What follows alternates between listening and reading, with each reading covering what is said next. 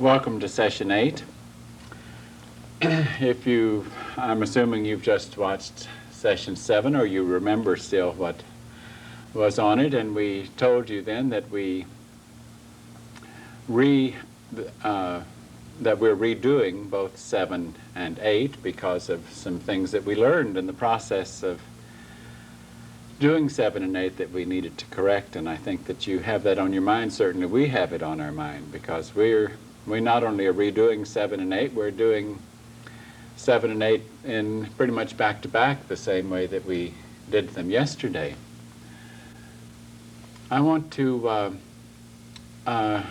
share with you a little bit of intimate information with us, because this is Christmas Day, and we're together, at least most of our classroom, and we decided to try to get together today, and so we're, for the most part, in one place and working on these sessions at that time, and we'll have our experiment or our consuming together later in the day to be able to spend a little time together. And I'm going to ask the cameraman that has the camera on me to pan across these members of the classroom that are over to the side as I talk for a moment. And because I want you to get just a moment's glance at some of the class that's sitting there. They look pretty sober, don't they? They pan them once more and maybe they'll crack their faces. You need to get up on their faces instead of there. Get where we can see their faces. Try that once again. Okay. The reason that you can come back to me now. The reason that I wanted to do that was to also let you in on the fact that we had a little meeting in the wee hours of the morning discussing our update and the reason that we wanted to redo 7 and 8. And I also asked them, since we are together today, to sit in with us in this recording session, and for them to assist me by asking that nothing come out of this mouth or this vessel or this vehicle that isn't from T's mind, coming through T, and from our Father's mind, T and O's Father's mind, as it flows through T and through this vessel. If they concentrate on that and help me by remembering that, then maybe we'll be less likely to enter into subject matter that is unnecessary or irrelevant or not on the subject. To follow through from session 7, we spoke fairly directly and personally with you as listeners at the end of that session. And in order to pick that up, I'm going to dive right in and be personal with you again, because I realize that you're about to be put in the position of, I guess I realize what a big jolt it is to your system, even though you might have identified it close to the end of that last tape with, as we spoke of the elect and as we spoke of those who are returning in order to complete their overcoming and enter our Father's kingdom. Even though you identified with that, we have to also face the fact that as you think of other things and you do other tasks, that identification begins to fade, and the forces and thoughts of this world have you question, goodness, if I've lost my mind and what is going on, and that's something, I'm not sure I need to watch that next tape, because I could be going down a dangerous road. And part of the aspect of shortening the days at the end, or making whatever classroom might be remaining a short classroom instead of a longer one as we had, is many tests that we were put through, or this classroom was put through over years, you're going to be put through in a very compact, accelerated period of time, and I know that it's going to be hard on your systems and difficult for you to make the adjustment. And I'm going to go right ahead and even bring up another aspect of it that will make it even more difficult for you. But in a sense, it might make it easier for you because we're facing the facts. We're getting right down to reality. If, in fact, we are seeing, because we've talked a little bit about as our Father's kingdom relates to the human kingdom, and as the history books tell us, they relate on a basis of knowing through faith, and because they can't have us motivated by proof, we have to believe in them.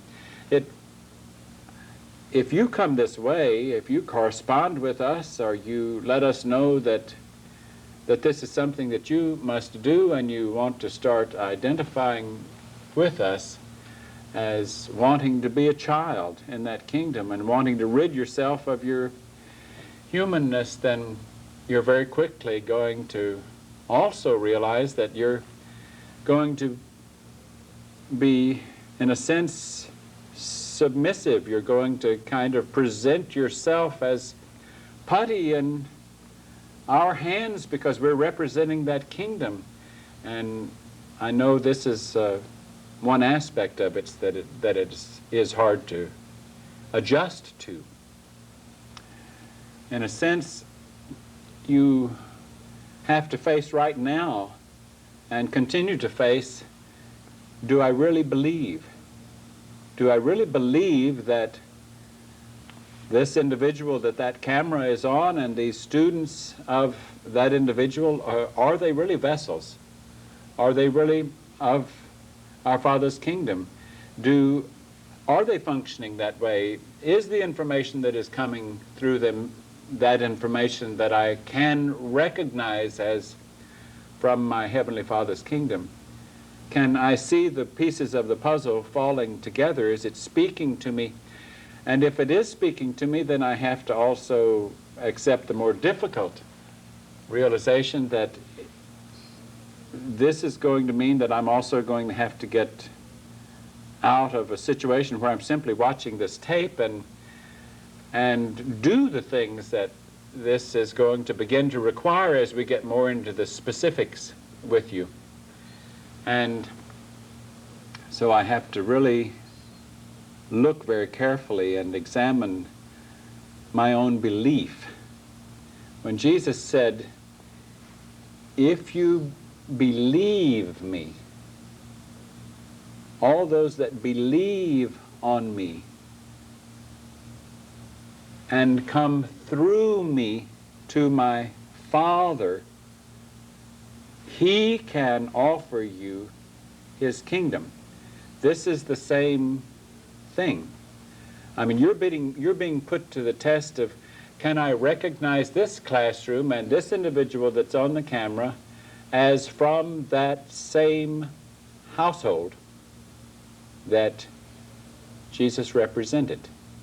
From that same household. It doesn't require any more of you than that. It certainly is not going to, I mean, I hope we've gone through that. I'm not pretending to identify as anything other than a member of that household.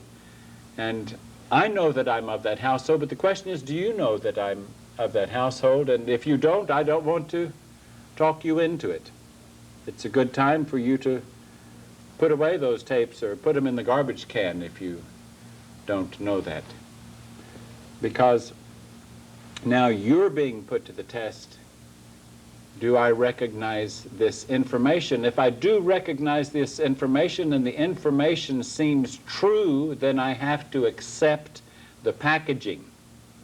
I have to accept the vessels as being chosen from that kingdom to serve in this function. Now, in reality, that means that I'm actually going to take instruction from these students and from the one that said, I'm Doe, and that instruction is going to get down to specifics and very literal and very mundane, and is going to give me help in ways I never thought that would be necessary in an overcoming process. I mean, the spelling out of the menu that I might consume, or the objects that might be purchased to use to brush my teeth with, and when I bathe, and how often. You know,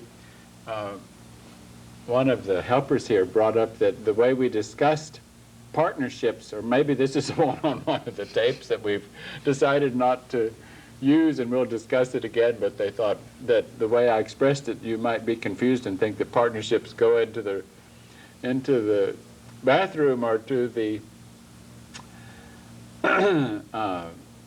to the cleanup area as a partnership, which of course they don't. But I just remembered that they had mentioned that the way I expressed it, they might have thought that they did, and so we clarified that. But the point is, we're going to get with you down to nitty-gritty. We're going to, if you come this way and you start asking questions, we're going to answer your questions, and you're going to have to realize how mundane those questions actually get. And you're going to say, well, you know, does it mean for me that maybe it would be more right for me to also wear loose-fitting clothing and not do the other things that we had discussed? And yes, you're going to be tested with, can I accept instruction about the particulars from these? That's a very difficult hurdle. Look at how many very, very religious individuals that when Jesus came and said, "It is the Father who speaks through me, and I can take you if you follow me. If you believe what he says through me, if you believe the words that come out of my mouth, and if you're a disciple of mine, I'll get you there." The ones who had the most trouble with it were the ones who were the most religious, because they couldn't accept the packaging.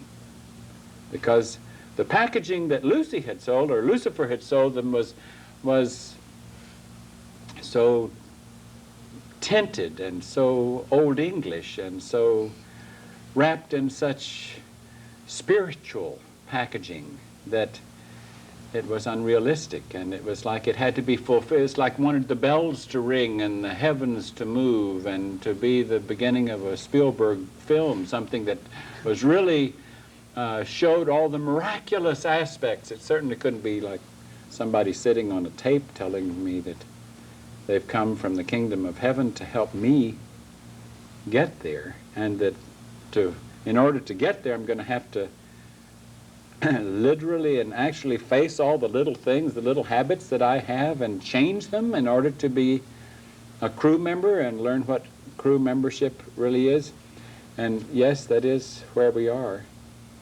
And as we go through more particulars in this session and the next one, you need to, if there is a next one, you need to examine your mindset and your willingness to yield, because our interest is this must be done quickly. Therefore, we know we're being used in the way we're presenting this information. We know we're being used to shorten those days, and that also puts the responsibility on those who might be the beneficiaries of this to move very, very quickly and be put to tests that might have taken us months or years to be put to, that you'll be put to many of those tests in a very, very short time. So we understand the trauma of it, and we'll help you with the trauma if you seek help in the trauma of it. But we have to also warn you and prepare you for some of these particulars. Who's next? And Sawyer, are you next on our question list? Yes, did you want to talk more about crew consciousness and like breaking the habit of having something when you want it? Yes, the little saying that we say there that's a big demon that we have to deal with is wanting what I want when I want it. That's it sounds kind of funny and a play on words, but it is a very real demon that most of us have to deal with in overcoming. And we want to try to help you understand what the reward is in overcoming that wanting what I want when I want it. And a parallel that we can use in approaching that issue is the astronaut program and the human space program, or NASA's program. It wouldn't work too well if this Atlantis goes up on a mission and they have a lot of experiments to do, and certain members of their crew, they have to knock out of certain experiments because the experiment required that they consume these items or eat. We use consume for that. If they consume these items, and certain members of the crew say, well, I've got a funny stomach and I can't consume those items, so we have to knock out that person then because he not sure that he could handle the freeze-dried or the powdered formula or whatever it is that they're going to be put to. And then another crew member might be, well, I get so sleepy I just can't stay awake when it gets to be 10 p.m. Earth time, so we knock him out of another test that only can be done at a period that might be registering on Earth as, midnight, and so that one's knocked out. So when we're getting rid of what we want to do when we want to do it, it's really the opposite. We're liberating ourselves from structure that is there because of our habit, because of influences that we have listened to that said, I need this, and I'm a morning person, or I'm a night person, or I mainly eat heavier foods in the morning, and I don't eat those kind of foods, or all these ideas we have of we like things our way. We have to have them a certain way. The word here that we have to put in flashing neon light is flexibility. To become a good crew member, we have to have flexibility. So flexible that whatever instruction is given to the crew, we can easily move into. Even if it's sit in a waiting mode, we can move into. We can't say, well, I'm so impatient at times when we have to wait that at least give me some reading material. I can't just sit. And if I have that reading material, the lighting is so poor in here, I'm afraid I might have eye strain. So all these ideas we have of what we need in this circumstance, that makes us inflexible. If we're a good crew member, we are extremely flexible. Most of the work, if not all of the work, that our Father's kingdom does is done in crews and requires extreme flexibility on the part of the crew. It fits right in with what we talked about in our last session, and also working against identity, working against separateness, working against uniqueness, working against anything that is still of the human kingdom. Therefore, if what is of our Heavenly Father's kingdom is manifest to us in terms of in mundane ways as instruction for a crew of what a crew might do, what their schedule might be, what they might consume in any particular given period of time, it's not as humans look at the kingdom of God and think that, well, if this is given to someone consumed, then that must be morally or the godly way to consume.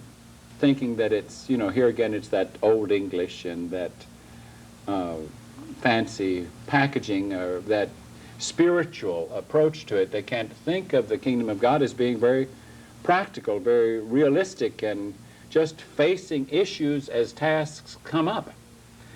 Now, if we receive instruction for a crew, then the crew, if it's going to work together, has to be made up of several appendages of the crew as a whole, so that they look to each other. They don't trust their own judgment. They say, what about this? Is this a cup and a half of this? Is this a level tablespoon of that? Is this 3 inches of that? Is this? They don't trust their own judgment because they know they can see things wrong. They can be inaccurate. So part of crew procedure then becomes having a check partner, someone to check with, and that always extends. That partnership then checks with another partnership and so forth, so that whenever it isn't, they don't feel that it can trustworthily be stopped at that moment of checking, then they go to a greater moment of checking or greater extension of checking. So think long and hard about this business of all the ramifications of what I want to do, when I want to do it, and how that limits me, how that restricts me, how that knocks me out of being able to serve with a flexible crew that has an agenda, a task to perform. And in our Father's kingdom, the particulars about that task aren't all given up front. In fact, very little is given up front. They get one phase at a time, and it's when it's completed, then their crew chief says, we're ready for the next phase, if you're ready for us to perform a next phase, and then the next phase comes in. And the phase may be just one little instruction even at a time. And if the crew members start questioning it, well, I don't see why that's necessary, well, then pretty soon we're not really believing that it is crew function that we're developing here. We're interpreting it at a different level. We're trying to look at it from what it means to me. It interferes with me. I'm not sure I like that, or I'm not sure I really believe that that's what we're working on here. And I'm afraid that all of us are put to that test again and again and again. Is that really what these procedures are for? Because I don't know if we've discussed it, but our procedures change, and they change, and they change.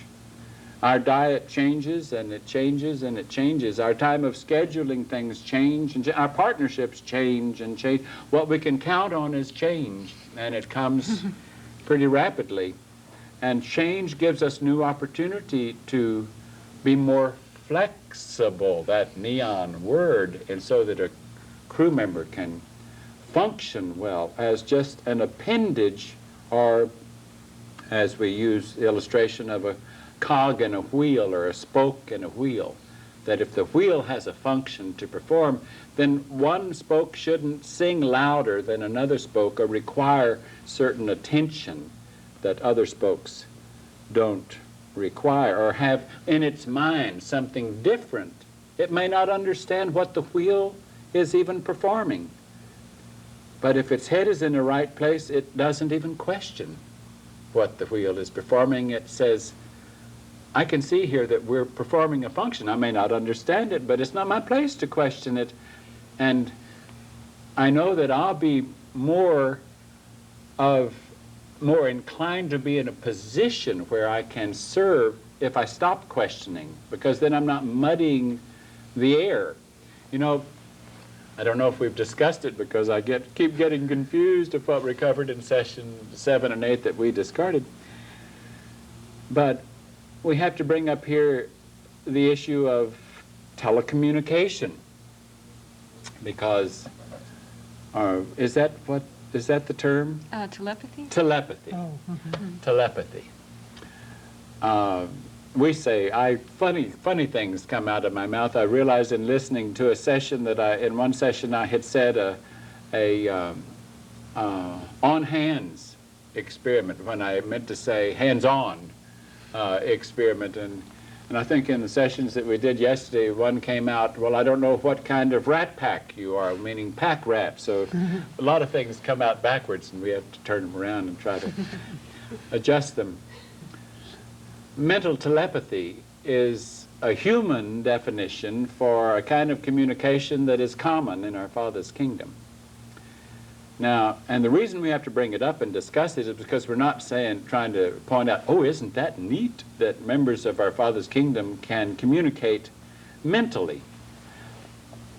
We're not saying that mental communication is the only communication, but there's a funny little thing that we may not have seen that this piece of the puzzle fits in there, but when Jesus said, if you even look at someone lustfully, you've committed the act, and you say, how could that have anything to do with mental telepathy? It has everything to do with mental telepathy. Because if I have a thought in my mind and I'm in our Father's kingdom, it can It is expressed at the moment that I think it. It is expressed. And even though my older member or the other crew members, they don't like to invade my privacy, they hear my thoughts because they have a communication of not having to use their vocal cords and their tongues. And so since that is their behavior, that is their technique, that is a characteristic of the suit of clothes that they wear, of their physical vehicle that they wear, then we have to learn how to have control of our brain, our tongue, our vocal cords, mainly of our brain, that we don't permit thoughts that would be negative or doubting or periphery or unnecessary, or that could clutter the air, because we're going to move into vehicles where thoughts are, the moment a picture is formed.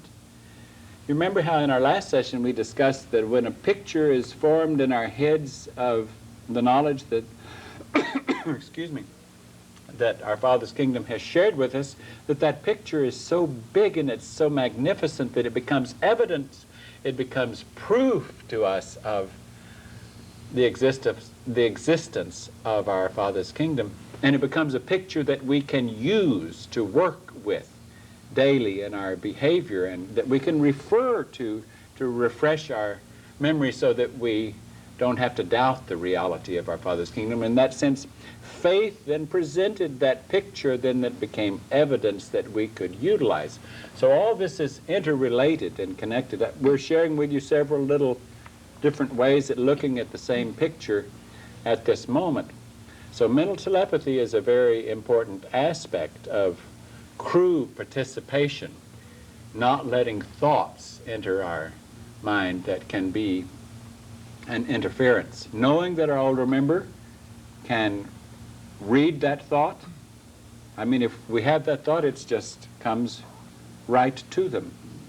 So we don't want to be screaming, "Oh, I don't understand what's going on here," in our thoughts. Why don't you explain to me what I'm doing here? You told me to do so-and-so, but you didn't tell me why. And so then pretty soon we become as a child, or an interference that really is not ready for that crew activity. We have to be put in more of a remedial situation because of our needless questioning and lack of trust and needing of attention, needing of explanation. It's something that we need to consider. Where do we go from there? Well, I was wondering, back in session 6, I think we left off, we were talking about some of the particulars, the techniques of overcoming sensuality, and I thought we wanted to go back to clothing, because a costume that we wear, and some of the aspects of that. Thank you for reminding me of that, and if I remember right, we felt that we didn't, when we were discussing costume or clothing that we use in the classroom to try to abide by the principles of how members of our Father's kingdom would present themselves if they had to wear the kind of vehicles that we are still wearing.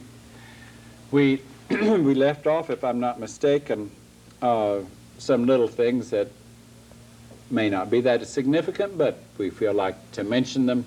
Like we mentioned double pockets, that when we can buy shirts that have double pockets that we would prefer to, though we don't have a rule that says we can only wear shirts with double pockets. You say, why double pockets? Well, because it kind of helps take the emphasis off of shape, particularly like a female vehicle. If they have double pockets, it makes the vehicle less obvious that it's a female vehicle. And if we're getting into a non-gender mind place and behavior place where we don't want to identify at a gender level, then double pockets is one little thing that helps us with that. Another aspect of that same item is like where the length of our sleeves or our trousers might be. We've said they're loose fitting and we don't draw them together at the waist. We don't like for shape to be accentuated or exposed. So we're more comfortable if our arm is, for the most part, not exposed. So we'll wear our sleeve length either at the cuff or at the wrist, or turned back a time or two. That is easy then use of the sleeves, but doesn't expose that much of the arms. And we would certainly be uncomfortable in shorts or what a human would call a bathing suit. We're extremely uncomfortable when you've wiped things out of your memory and you're moving into a new behavior. I just can't remember seeing a beach full of bathers in our Father's kingdom. It's beyond my imagination that would be behavior in our Father's kingdom, to need to have a bathing suit or to expose the vehicle in that way. Another thing we'd mentioned in that same respect was the sheerness of a fabric, because if it's a sheer fabric, then it also has a degree of exposure. So we make a point not to get things that are too sheer. We even though we wear undershirts, or we have underclothes on, both under our shirt and under our trousers, and none of the females wear skirts. Not that they're trying to look like males. It's just that loose-fitting trousers, even though they might have come from the female part of the department store, loose-fitting trousers and loose-fitting shirts give us more of a genderless freedom, when we don't have to think about them. And they don't make us feel masculine or feminine, because, believe it or not, don't forget, males like to wear tight clothing and tight shirts and tight blue jeans and show off their curves as well in kind of a ridiculous way. So we are doing everything that we can do to not identify with gender. A sheer, and I think there was even one other, the open collar is one other aspect that we pay attention to. It's a trend in some human circles to open 2 or 3 buttons or halfway to the waist, and we're very uncomfortable with that kind of exposure. It causes that particular individual to kind of advertise their gender, and the last thing we want to do is even be reminded of a gender. So we would keep our collars buttoned at the top, or if it's too tight at the top and there's a second button near the top, then we'll use the second button. If that's not comfortable to us, we'll go to another shirt. But these are all little finishing of details in talking about costume, which we had covered in a previous session. What's next on our list? Sawyer? Well, what about avoiding places that would tempt the vehicle, like bars and clubs? Now, I know that it's important for us to mention this, but these things are just so distant in our history to even think about. But in yours, they're not that distant, because you might go to places where you would subject yourself to vibrations where people certainly wouldn't be that accepting of your discussion of what you're about to do, or ready to. How could you be consistent with your new mindset if you're in a bar or someplace where the vibrations are that of intoxication, or thinking the kind of conversation that goes on in a bar, whether it be of the NFL game or the so-and-so's pregnant, or so-and-so's about to get married, or did you know this, gossip and all the kind of conversation that is common in a bar-like circumstance. The vibrations are so beneath us that we would avoid them like the plague. And it can't stand, I can't count the times that we've gone into a place, even a restaurant or a movie, that we, by looking at the advertisement, we thought it would be okay, and we have to turn around and leave because we can't stand the general feeling that is there. It's almost the unseen presence that is there that seems to run us out. And we have to be willing to get into a frame of mind where we don't mind walking out or maybe going back up to the ticket office and saying, I sat in there for 5 minutes and that movie is not to my liking. I mean, if I can get my money back, I would. Otherwise, that's fine. I'll leave. But I can't count the times that we have done that at movie theaters or at restaurants or other places that we might go. Even, I'm afraid we've even visited churches where the same thing has happened, where the thing that people would talk about would sicken our stomach because it would be so unbecoming to the instruction that we have received in our changeover from human kingdom to our Father's kingdom. So the answer is yes, we avoid places that could pull us back into the world, and we try to confine our places to things that are uplifting, at least objective, and not threatening to us. We don't try to subject ourselves to tests unnecessarily by saying, well, I've outgrown that, I can handle that. We don't ever trust that. We make a point not to trust it. What's next on our list? June? What about the structure of partnerships? How is that determined? Well, that's a very, very useful tool in the classroom, and it's a very important topic to us. Partnerships, partnerships, partnerships. They are valuable, valuable, valuable. We told you a little bit ago how they can change frequently. We've learned from experience that it helps to have a partnership, since a partnership is two individuals or sometimes three individuals who have asked their other partners in that partnership to help them in their overcoming. They ask that part of a partnership is to involve the other person in assisting you in your task of overcoming. Now, if it can't be done in sincerity, then it's a pretty lousy partnership. If I'm hesitant to ask someone, or even if I'm hesitant to have anything brought to my attention that I need to overcome, I don't know what I'm in this classroom for. So if I'm trying to overcome the world, then I want all the help I can get. And certainly a partnership is a place where I can get help in my overcoming. So it's true that in a partnership, the members of that partnership, be it twos or threes, it's interesting as you think in terms of the New Testament how Jesus sent his disciples out in twos or threes because he knew it worked as a neat partnership. So they do solicit from their partners, if you see me do things, or even my countenance, or a little habit that I might have, a little idiosyncrasy that I might have, or if I treat you in any way, or I begin to gossip, or anything that you observe about me that is not the way that we have been taught and that is unbecoming to members of our Father's kingdom, I ask that you bring it to my attention.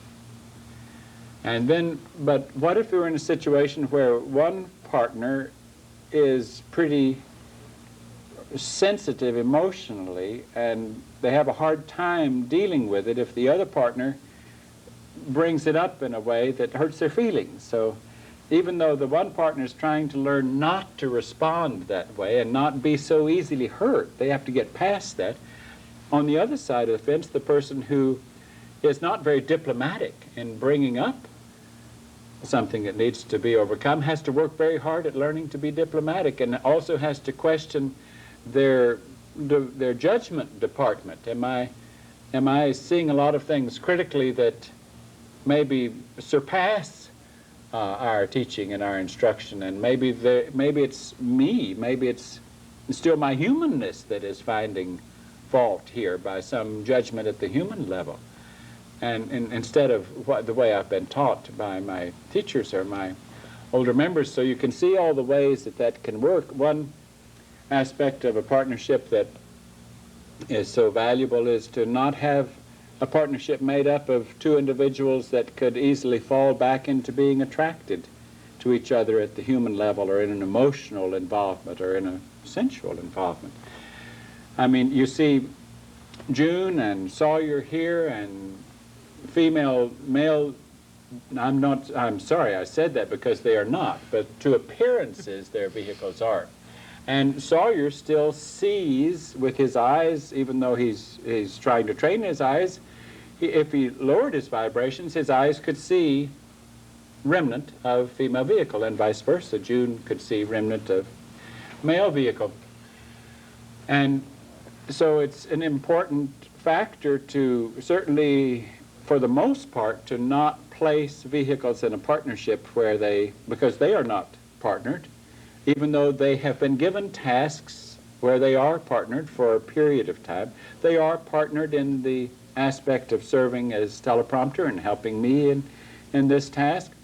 But when this task ceases, or the session is over, or they're not studying for the session, then they go back to their other partnership, which might have become their various partners, might be partnering for that period of time. But I'm just trying to help you understand that we don't put people in partnership situations that would test their overcoming, or put that to the test unnecessarily.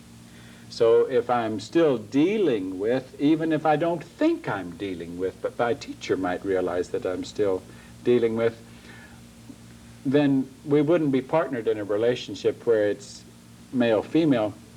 And we take all things into consideration as to how the vehicle might have had its orientation, whether it was heterosexual or homosexual, because in our Father's kingdom, those words don't mean any different than orange or apple. I mean, they have no more significance than that. They're two pieces of fruit, orange and apple.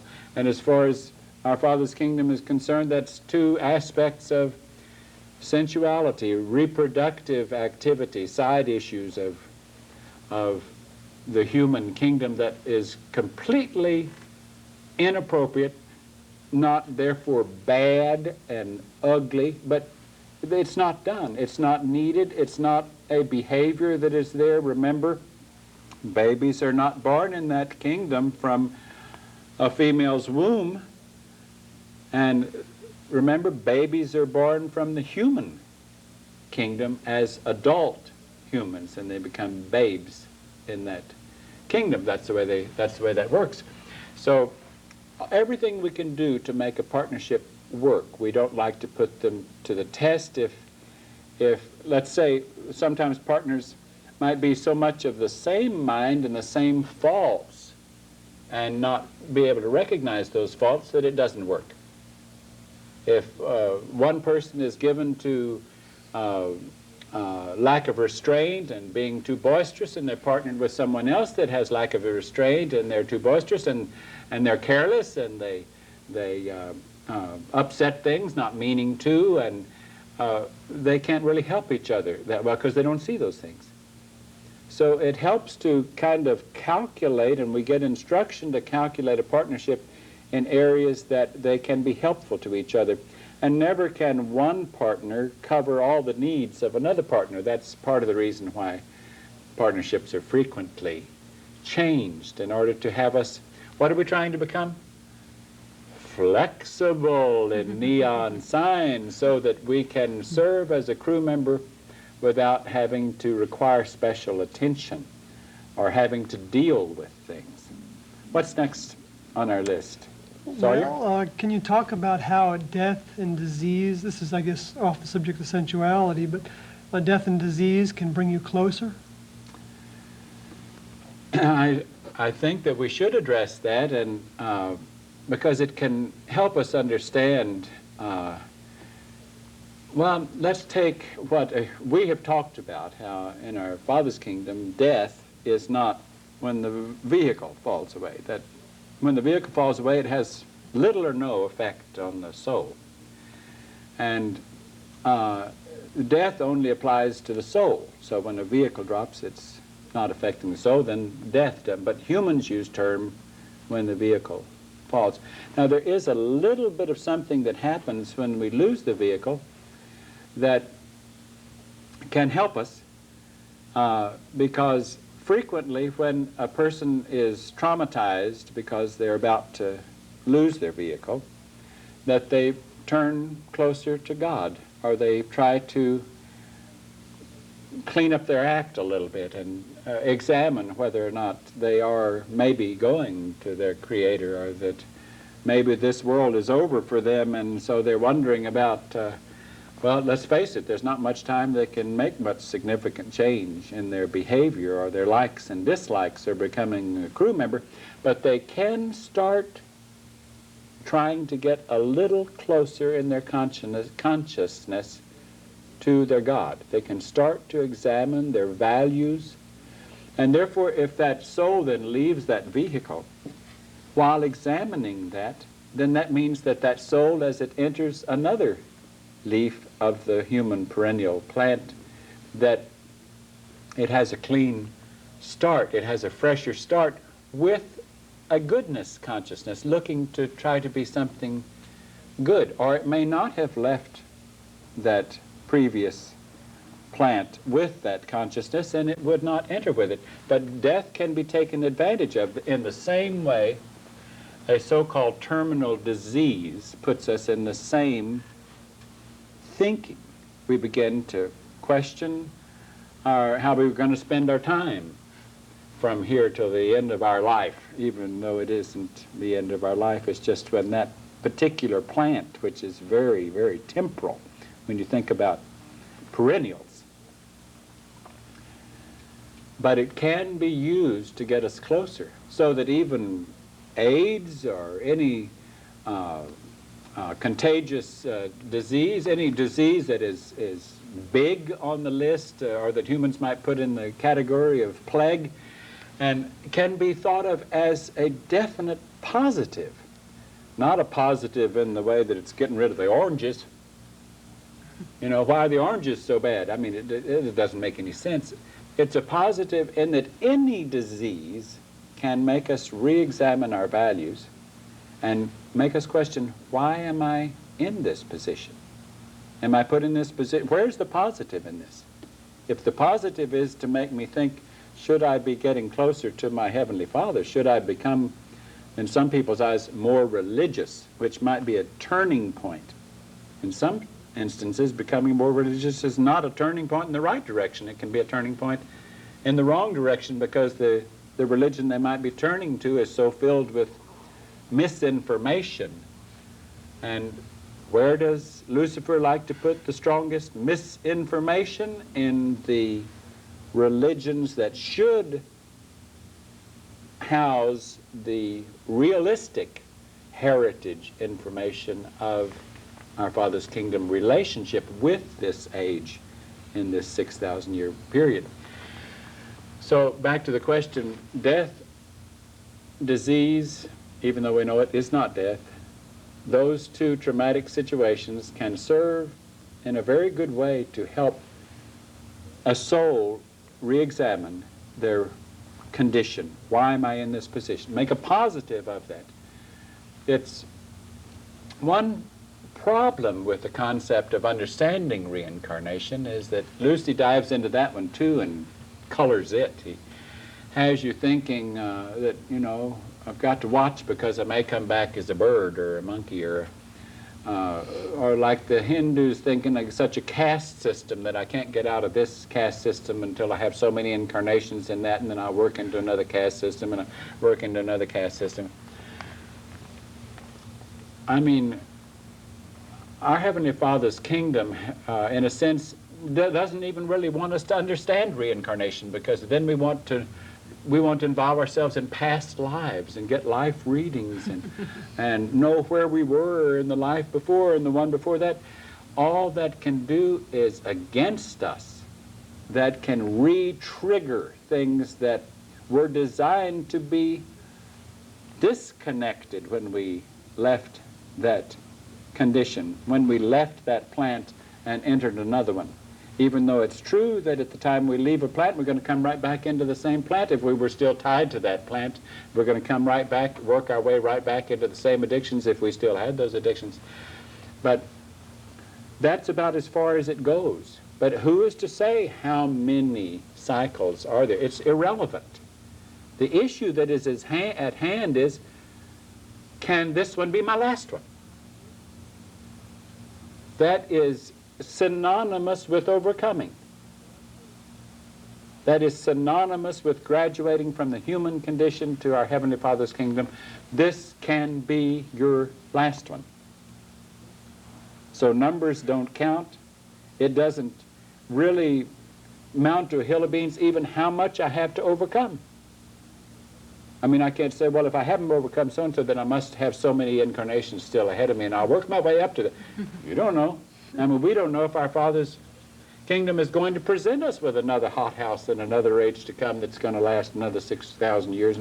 And we don't even know that if our attitude is that it's coming and I'm going to put it off, he will find, we'll scratch that one off because he's not coming to me when I gave him a chance. So we have to consider these things. Okay, what's our next question? June. What about attachments beyond the immediate family? Attachments like a best friend? Or, Yes, uh-huh. Well, it doesn't hurt us to examine that a little bit, because sometimes those attachments were as strong, if not stronger, than attachments of the physical family or the human family tree. Anytime there's an attachment, we were just talking about reincarnation. The funny thing is, if we have a very close friend, someone we're bound to, we were probably bound to that same soul in another vehicle outside of that family unit in the time that we were there before. But that's, we just said that's insignificant, has no particular bearing. What does have bearing is I need to sever that one if I'm going to make this my last one, if I'm going to get out of the human kingdom.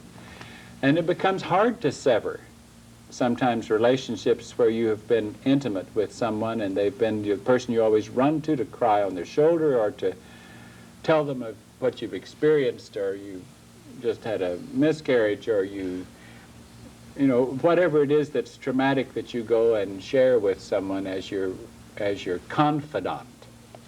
And it's easy to bring even into a classroom that habit of needing a confidant or needing someone to have a close relationship with, even though you may not be looking for a physical or sensuous relationship. But in a sense, our Father's kingdom says, I'm it. If you're going to get into my kingdom, I have to be it. I have to be satisfactory to you. What I offer you has to be satisfactory. It has to be all you want. It has to offer you enough. And that becomes a difficult task.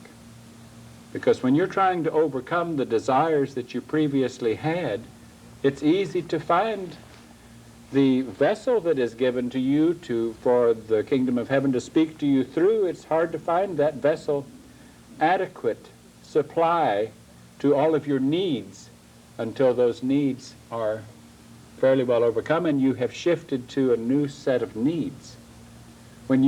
But that teacher, that vessel can help you shift, can help you make the adjustment so that you can go through the weaning from those old needs and adopting new needs and looking to the kingdom of heaven through that vessel. It has to be done that way.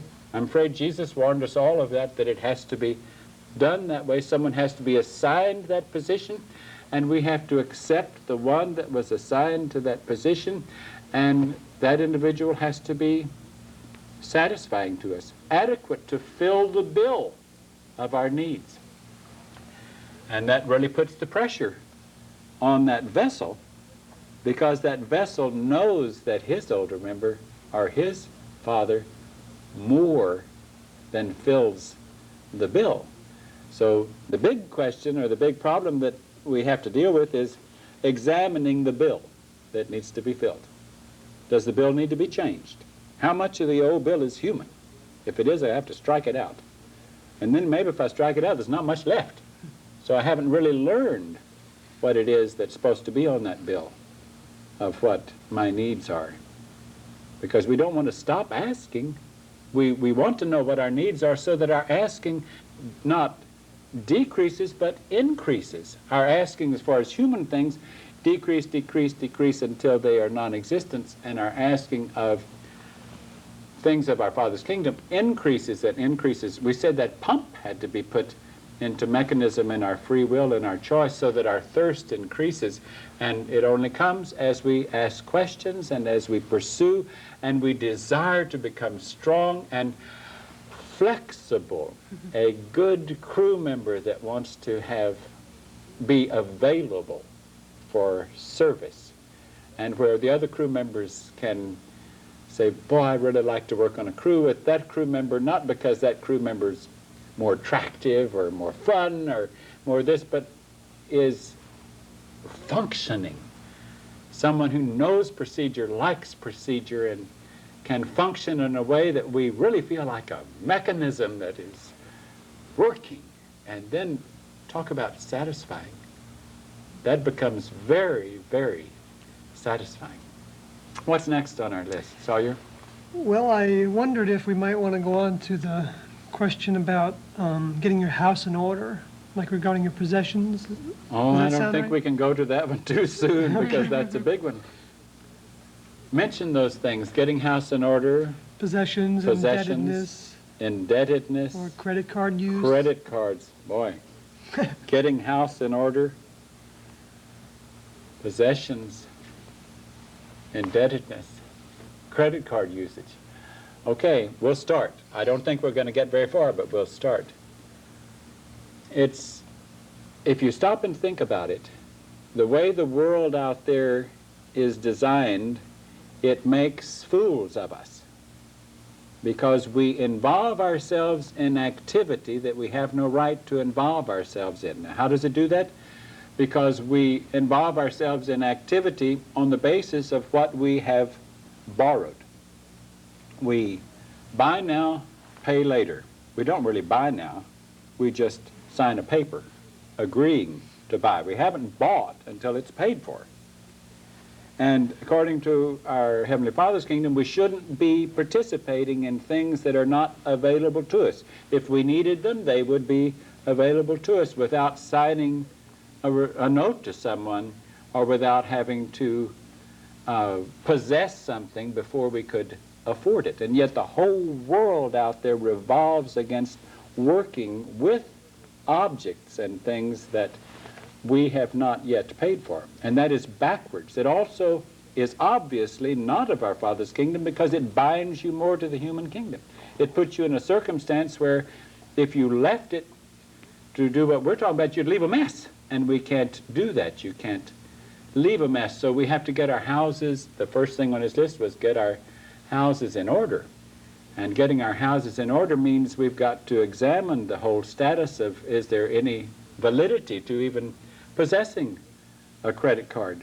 Are we not then using something, using gasoline with our gasoline credit card, gasoline that isn't ours, that we're going to pay for later? We can't do that. So, well, as we sit here, there goes that 10-second marker, and that means that this session is coming to an end, and we have to pick this one up in our next session.